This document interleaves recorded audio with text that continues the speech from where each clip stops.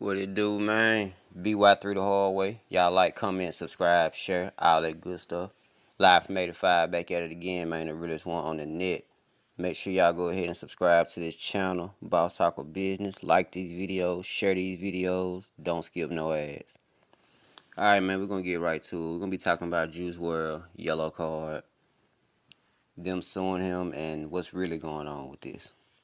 Alright, now this is being reported by Rolling Stone magazine. So you have Juicewrld, RIP. You know, he passed recently at 21 years of age. And you have the group Yellow Card. Now, Yellow Card are a rock group. I'm not for sure where they're from, but they had a song in 2006 called Hollywood Died. And what they're accusing Juicewrld, they're accusing him of using the same melody. Now, they're not saying that he took any words or anything like that, but they're saying that the music composition of it is very, very identically close together. Now, like I said, they came out with this song in 2006, so around that time, Juicewrld was 8 years old. You know, a little young dude running through Chicago. But I'm not saying that they're right or wrong. I'm just pointing out the fact, you know, in 2006 he was 8. So, they say right now that Juicewrld Estate, they have from December 9th to February 4th to respond to this lawsuit. So in between then, I guess, you know, they're getting everything situated and trying to figure out what they're doing. Now you have some people that's really kind of hot at this group right now, being the fact that they made this lawsuit and no Juicewrld had just passed. So Yellow Card, they have a law firm that they're using, you know, to proceed with this ongoing case called Bush's King and Fallon Law Firm. Now, the law firm, they put out a whole statement, you know, regarding what the band said, and I'm just going to break it down. I'm not going to just read exactly because it was a long, you know, paragraph, but this lawsuit, it was filed before he passed. That was first off. I think a lot of people don't know that. It was filed before he passed. But, you know, they just decided to keep going with it because they're not the only ones involved. You know, you have people that write the music, you have people that produce the music. There's not, you know, there's a lot of people profiting off of it. So if you have something that's being made that's your beat and they're profiting, you know, it's not just you that have to worry about it. You know, you have to consider everybody that's around that participated in that project. So basically what they were saying was they didn't want to go through with it because they were torn with it themselves, you know, being that, you know, the situation and circumstances behind it. But they had to because they're not the only ones involved and there's money being made. And you know, people have to realize that. I understand that he's not here no more, and you know, basically he's not here no more. That's the only bad point, you know, people have to say about it. But in this day and age, when you do music, you have to make sure that music is yours. Like for any upcoming artist, you can't take a say you take a song and then you put, I don't know, you put the Flintstones in it, the Flintstones beat in it. Now, you could probably go perform that song, but you couldn't break that down and profit off of it in streams and sales because you don't own that beat. So, you know, for upcoming artists, it's better for you to make something original and then you get that copyright. But you also have to send it off. You know, you don't automatically get it, but that's just a lot of that's neither here nor there right now. But they didn't want to do it, but they had to do it because they're not the only ones involved. And what the law firm is also reporting, that right now everybody keeps saying how they are suing for 15 million, and they say that's completely not the case.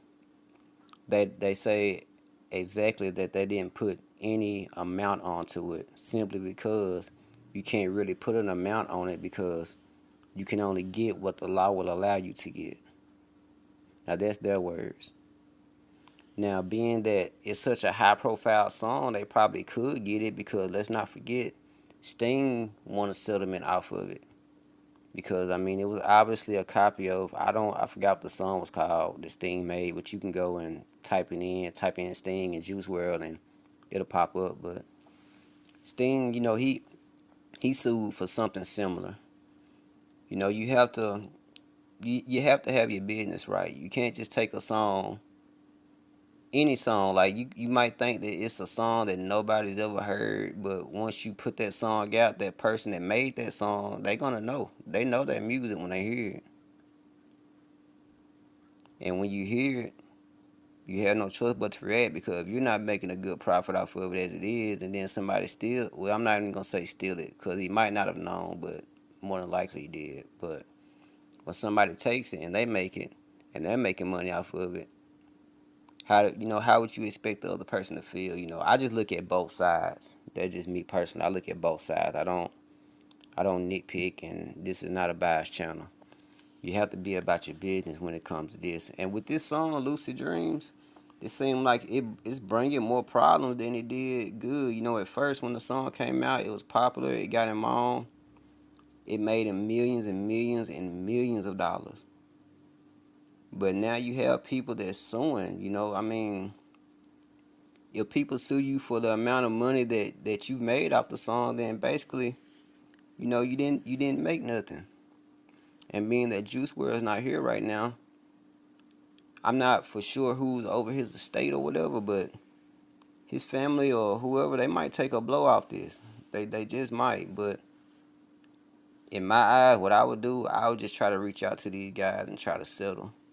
I would try to, get them to see our side of, our breadwinner is not here no more. We recently did this, and we trying to recoup from this. We went through a terrible tragedy. Try to see it from our standpoint. That's the best thing I think is to do. Reach a settlement. Do not take this to trial. Don't take this to court, because I went and I listened to the song myself, and it's similar. I'm not gonna stunt to y'all or hold you on that.